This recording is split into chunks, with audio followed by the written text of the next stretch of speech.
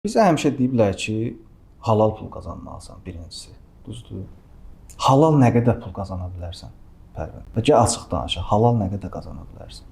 Və o sənin nə qədər rifahına təsir eləyə bilər, böyük bir təsir ola bilər. Bizi halal zehniyyətlə böyüdüblər. İkincisi, qane olmaq öyrədilib bizə. Şükür eləmək. Mən razıyam. Mən bu gün də bütün hara getmişəm, hardan pul qazanmışam, deyirəm Allah sənə şükür. Bu ruzunu yetirmisən. Amma şükür o demək deyil ki, elədiyim səhvi 8 il bir yerdə işləyib 350 manata şükür eləyib dayanmaq o da bir şeydir.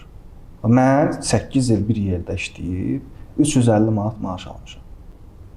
Sənin dediyin o halal, şükürlü qazanc elə olur. Maksimumda 600, 700, 800 manat maaş qazana bilərsən. Mən 31 yaşımda başa düşdüm ki, mənim bacardığım şeyləri bunu özüm də edib qazana bilərəm. Mən bunu gedib başqası üçün edirəm.